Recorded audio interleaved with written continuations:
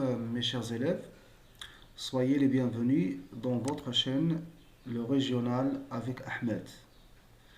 C'est la troisième vidéo dans une série où j'explique la pièce de théâtre Antigone. D'abord, nous avons ici quelques traductions.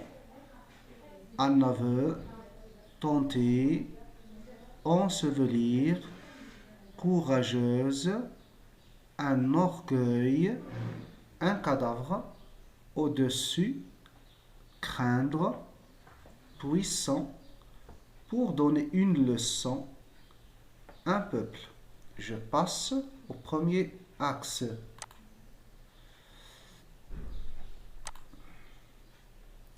L'aveu d'Antigone. L'aveu, c'est le mot dérivé du verbe avouer. Ça veut dire Antigone n'a pas nié son acte. Il a dit que oui, c'est elle qui a tenté d'enterrer ou bien qui a enterré le cadavre de Polynice. Alors, quelle est l'action accomplie par Antigone? Antigone avoue qu'il a tenté d'enterrer le cadavre de Polynice. Donc ça, c'est un aveu. Le fait d'avouer, c'est une action, n'est-ce pas? Avouer. D'accord? Il a avoué qu'il a tenté d'enterrer le cadavre de Polynice.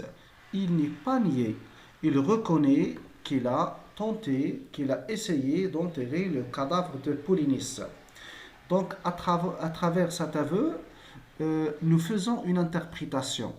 Donc, comment peut-on lire cet aveu? Donc, on peut dire tout simplement qu'Antigone est courageuse. Ça veut dire Antigone n'est pas lâche pour le trône comme Ismène. D'accord? Une fois il est devant Créon, le roi, il a reconnu son acte. Bien. Nous passons au deuxième axe.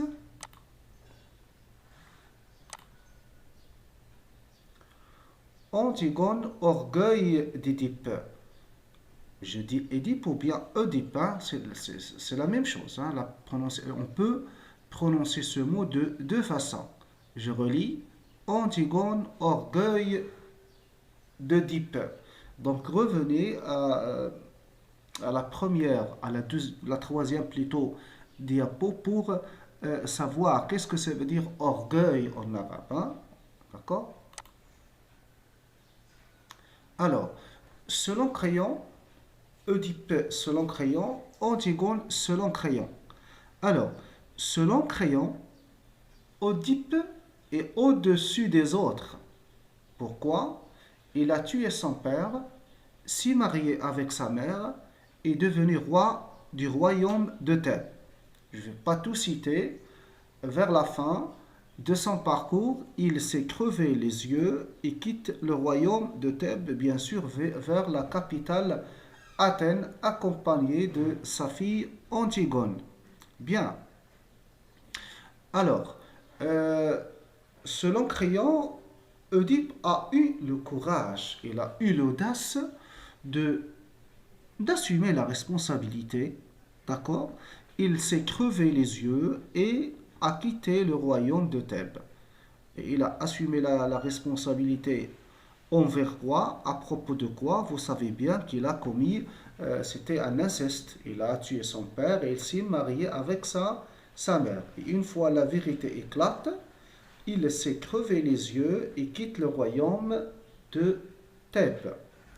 Alors, bien, dans ce cas-là, on peut parler donc ici, on peut dire qu'il s'agit de l'orgueil d'Édipe.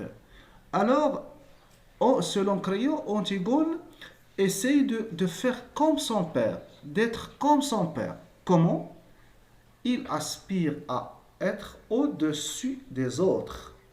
Au-dessus des autres. Il ne veut pas ressembler aux autres. Alors, qu'est-ce qu'il a fait, selon Créon toujours?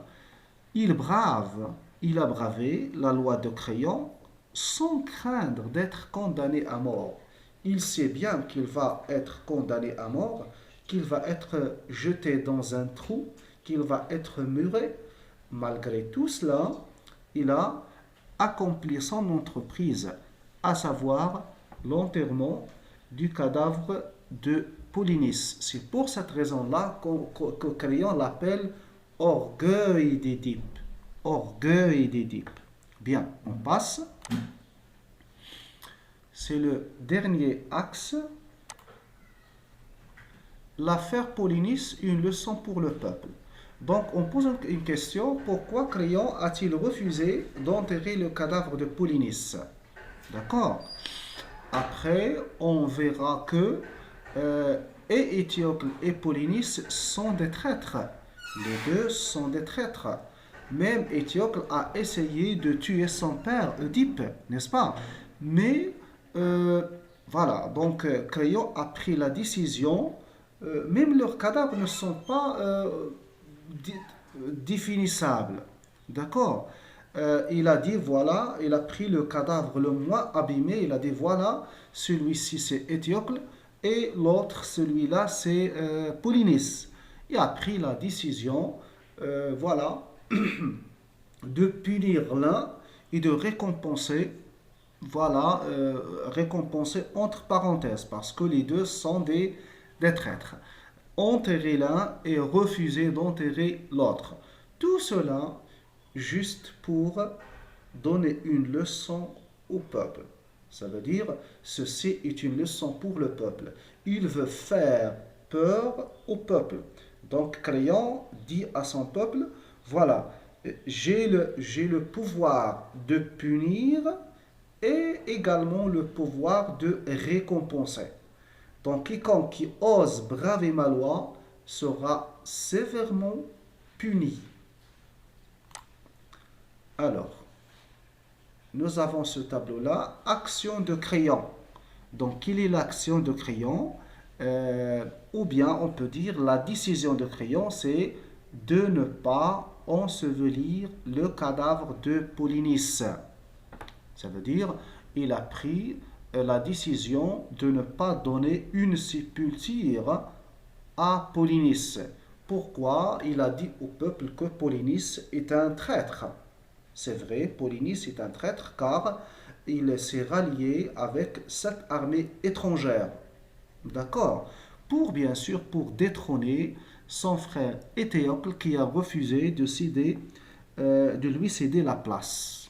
D'accord? Je ne vais pas ici citer tous les détails en reparlant du pacte établi entre les deux frères. Bien. Quel est alors le but de Crayon à travers cette décision?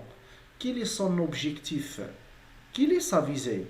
À travers ce refus, à travers cette distinction entre deux frères, l'un est pris pour un traître et l'autre est pris peut-être pour un homme brave. D'accord? Mais cela toujours entre parenthèses parce que je viens de dire que c'est juste pour faire peur au peuple. Les deux sont des traîtres. Alors, la visée pour Crayon, on peut parler de deux visées. La première, donner une leçon au peuple. D'accord? Donner l'exemple au peuple. Faire peur au peuple.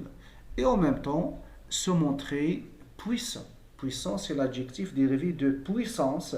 Ça veut dire, Crayon veut montrer qu'il est fort. Qu'il est fort. Qu'il maîtrise bien, qu'il contrôle bien son pays, qu'il est là, il peut agir comme il le veut. D'accord? Bien. Alors, c'est tout ce que j'ai pour aujourd'hui. Au revoir, chers élèves. À la vidéo prochaine, Inch'Allah.